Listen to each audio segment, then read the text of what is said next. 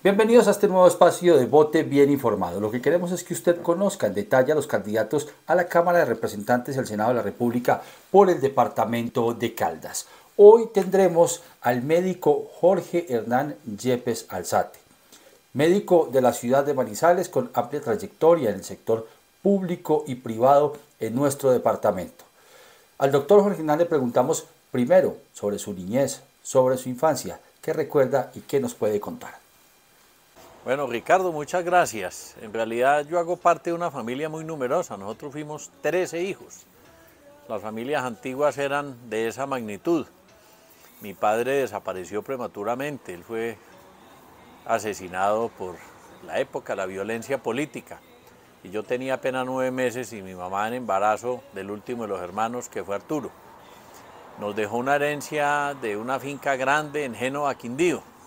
Y mi mamá toda la vida nos dijo que nosotros hubiéramos podido ser unos montañeros con plata o dedicar esa herencia a educarnos a todos, y gracias a Dios cada uno logró su título profesional.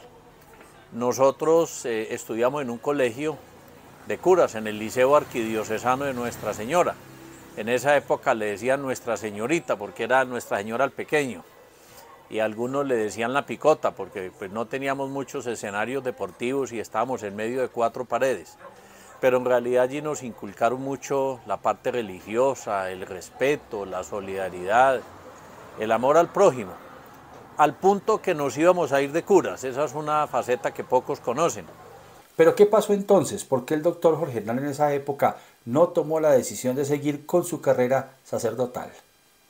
Y cuando ya terminamos el bachillerato a los 17 años, en esa época la mayoría de edad era después de los 18, pues fueron a hablar con mi madre a decirle que nos íbamos definitivamente a seguir con esa vocación sacerdotal, pero cuando nos manifestaron que la comunidad que nos había acogido nos iba a llevar a estudiar a España, eso era en el otro lado del mundo, a un día de viaje, y que no volvíamos a Colombia sino hasta cumplir los 5 años de estudios. Ahí yo no sé quién entró más en pánico, si mi mamá o yo, porque uno estaba muy apegado a la familia. Y decidimos no hacer ese viaje, y por eso terminamos estudiando medicina, una carrera en la que, igual que el sacerdocio, se iba a dedicar uno al servicio. Luego de toda esta situación, el doctor Jorge Hernán Yepes decidió continuar más bien la carrera de la medicina. Como nos educaron en el Liceo Arquidiocesano, siendo muy juiciosos, éramos uno de los nerds del colegio, pues claro, en la facultad no perdimos nunca ningún semestre. De los 60 que empezamos la carrera y 60 que habíamos recogido de semestres anteriores, porque en la época de presidencia Belisario Betancur los cupos de la universidad se habían duplicado, o sea, de 120 que iniciamos, el primer semestre terminamos sin tocar aro 19. Y desde esa época pues empezamos el ejercicio en el municipio de Chinchiná, allí hicimos la medicatura rural. Nos tocaba ir a unas veredas, el Trébol, el Bajo Español. Ahí logramos conocer de cerca las verdaderas vivencias de la comunidad y cómo lo que uno llama factores condicionantes en salud, la vivienda, la alimentación, el estudio, el empleo, el medio ambiente, incidían en la enfermedad. Logramos pues como reorientarnos un poquito en esa parte de la medicina familiar y de la medicina social. Montamos consultorio allá en Chinchiná con grandes colegas de esa época, Darío Gómez, Diego Izaza, Gustavo Adolfo Gil, Silvio Hernán Vélez, y allí estuvimos 5 años más. Luego de esta larga carrera como médico, el doctor Jorge Hernán Yepes comienza una etapa profesional, donde tiene la oportunidad de trabajar en varios sectores, tanto públicos como privados en el departamento de Caldas. A él le preguntamos por su trayectoria. Hubo un concurso en la Clínica del Seguro Social, recién inaugurada en ese entonces por Rodrigo Marín Bernal, quien era ministro de Trabajo, y logró la construcción de esa clínica para el departamento de Caldas. En ese concurso pasamos a ser médicos de la unidad de cuidados intensivos de la clínica. Como todavía la unidad no estaba abierta, empezamos a trabajar en la clínica en la parte ambulatoria, en consulta externa, y cuando ya se fue a abrir la unidad, nos iban a comisionar para estudiar en Bogotá con Alonso Gómez, este intensivista que fue ministro de Salud porque le salvó la vida a Samper cuando todavía no era presidente. Y luego de unas semanas en Bogotá decidimos seguir el entrenamiento en cuidados intensivos en la unidad del Hospital de Caldas con el doctor Roberto Ramírez y con Carlos Echeverry, y además Gustavo, nuestro anestesiólogo, que hoy es presidente de la Sociedad Colombiana de Anestesia y Reanimación. Estuvimos un año capacitándonos y después de ese año ya fuimos nombrados en la unidad intensiva del Hospital de Caldas. Allí trabajamos 7 años y medio luchando contra la muerte todos los días porque veíamos los pacientes más complejos. Cuando estábamos en la unidad de intensivo sucedió un paro en el Hospital de Caldas de especialistas, porque en esa época se estaba hablando de la nivelación del sector salud que no se había podido cumplir. Salía el alcalde Germán Cardona, entraba Mauricio Arias, y en una de esas manifestaciones y de reuniones en el hospital, cuando ya se habían suspendido los servicios, nos paramos a decirle a los colegas que para el alcalde saliente era imposible solucionar el problema porque ya no había sesiones del Consejo en diciembre. Y para el entrante otro tanto porque el Consejo no empezaba hasta marzo. Logramos casi que persuadir a los colegas de dar un compás de espera a la administración municipal, y de ahí terminamos entonces, como consecuencia de haber yugulado ese paro, siendo secretario de Salud de Mauricio Arias, y evidentemente con Alonso Gómez, que ya era ministro y que fue nuestro profesor, logramos solucionar la problemática de la nivelación del Hospital de Caldas, y en esa corta estancia por la Secretaría transformamos el Hospital de Caldas y Albasalud en empresas sociales del Estado, dejamos las bases del régimen subsidiado en el municipio de Manizales y nos volvimos a trabajar a nuestra unidad de cuidado intensivo, donde estábamos recogidos en medio de la ciencia sin los avatares de la política. Fue una experiencia muy buena administrativa, pero no me gustó mucho. A pesar de estar muchos años al servicio del sector público en el departamento de Caldas, el doctor Jorge Hernán Yepes dice que la receta del éxito es no dejar que la política se meta en todos y cada uno de los cargos en los que él ha ocupado. Y les voy a contar sinceramente por qué. Había demasiada influencia política en algunas decisiones y nosotros siempre hemos pensado que primero prima la parte técnica que la política. Hemos sido medio politécnicos. Volvimos a esa unidad de intensivos. Como ya habíamos estado en la secretaría, nos picó el bicho de la administración y nos especializamos en administración de servicios de salud. Y a los años, Tony Josame fue elegido como gobernador de Caldas y con él nos conocíamos por los años que trabajamos en Chinchiná. Y en algún momento Tony nos llamó y nos dijo que si lo acompañábamos en la gerencia del Hospital Santa Sofía, en una época como tantas que hemos vivido de crisis de los hospitales, era el Hospital de Caldas, donde habíamos trabajado, del municipio, la Clínica Villa Pilar, donde habíamos trabajado, de la Nación, y el Hospital Santa Sofía, del departamento, y no podía funcionar sino uno de los tres porque no había presupuesto para sostenerlos a todos. Entonces, claro, la decisión inicial más viable aparentemente era cerrar el hospital más pequeño, que era Santa Sofía. Y esa fue nuestra misión cuando decidimos aceptar esa gerencia, y pudimos rápidamente en el primer año, con el concurso de los funcionarios de allá, de los colegas especialistas, luego de unas jornadas de trabajo y de reflexión, demostrar al terminar ese primer año que el hospital podía ser sostenible. Y así lo hicimos, efectivamente con alguna frustración. El Hospital de Caldas, recordemos, terminó cerrado, luego lo reasumió CES, que lo hace muy bien, pero ya es una entidad de economía mixta.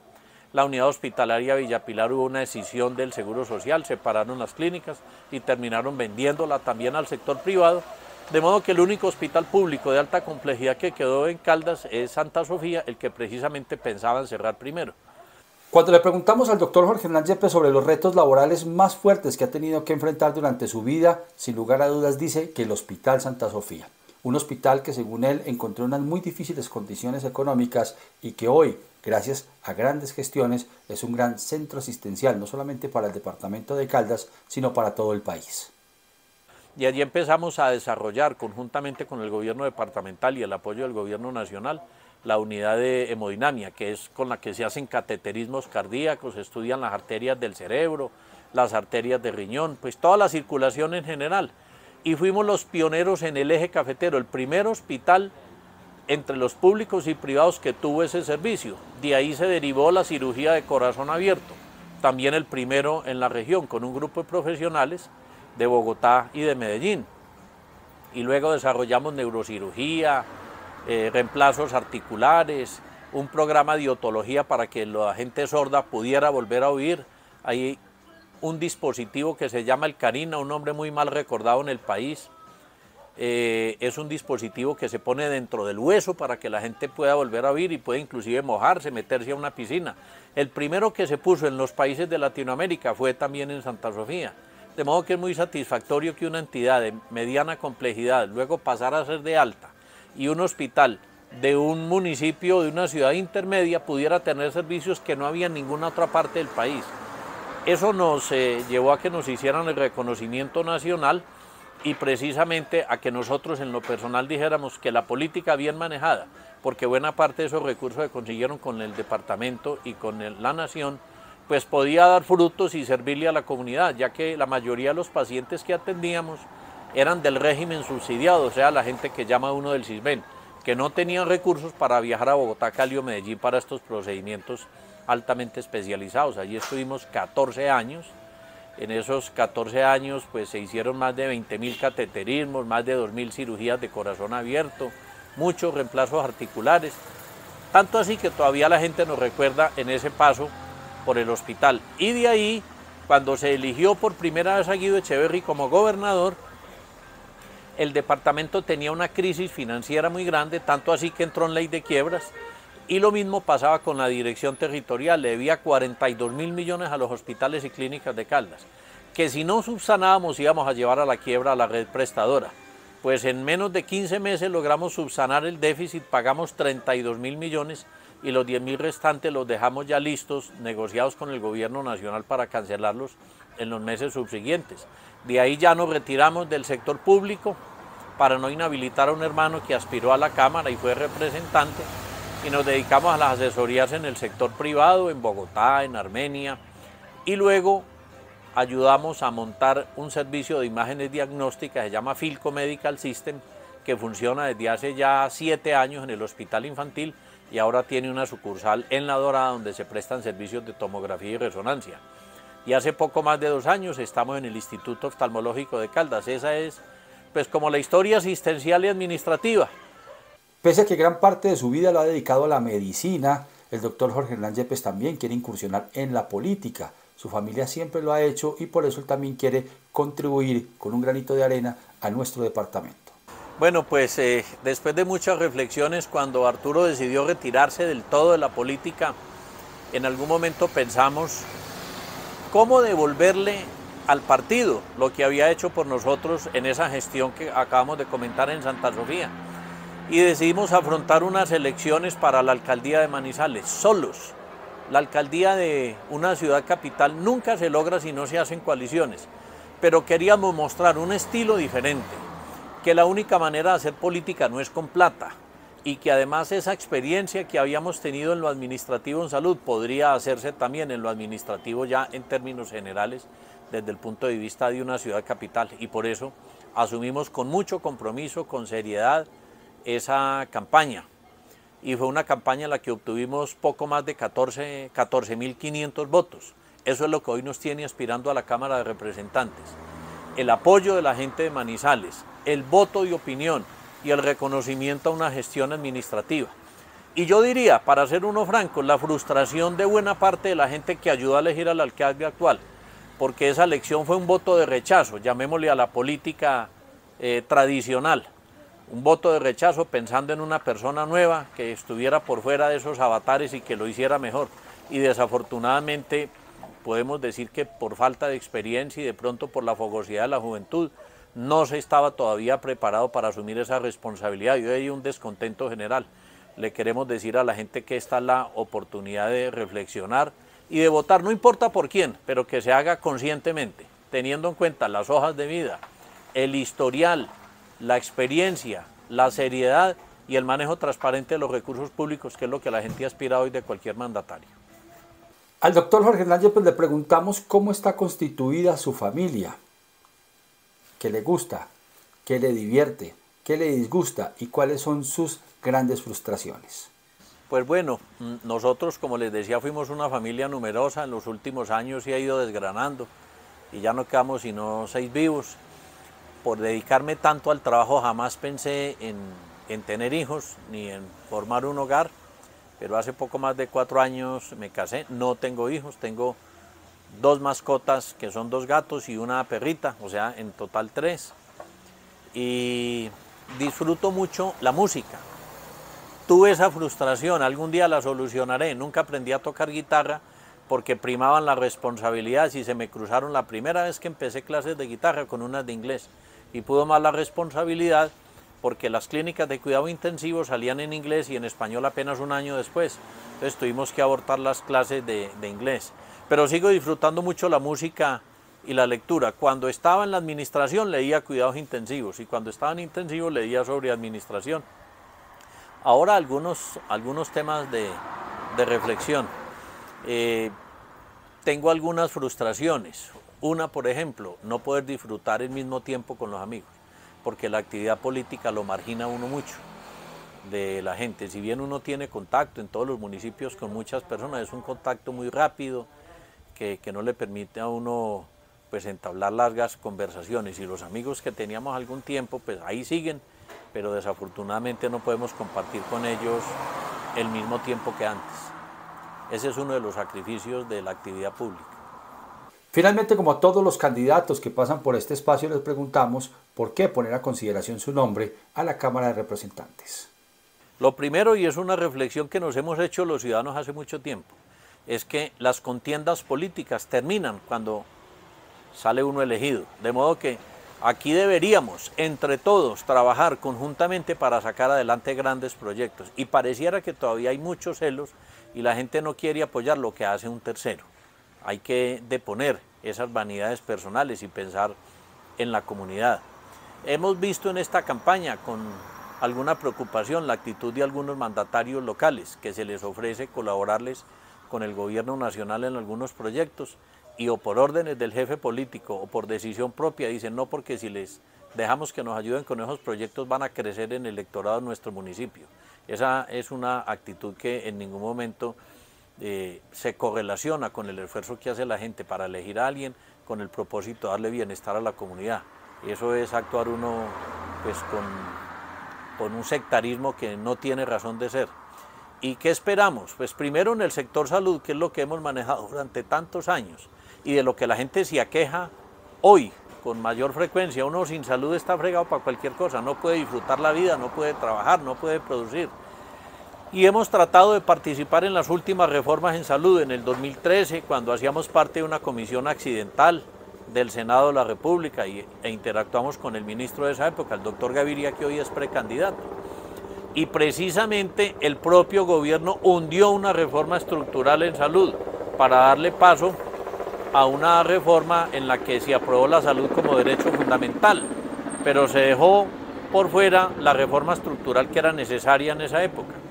Y el año pasado también coadyuvamos en la redacción de la reforma que presentó el Congreso y que desafortunadamente fue archivada pues por esa crisis, llamémosle social, que se generó por la fallida inicial reforma tributaria del gobierno que presentó en mal momento y no la supo explicar adecuadamente.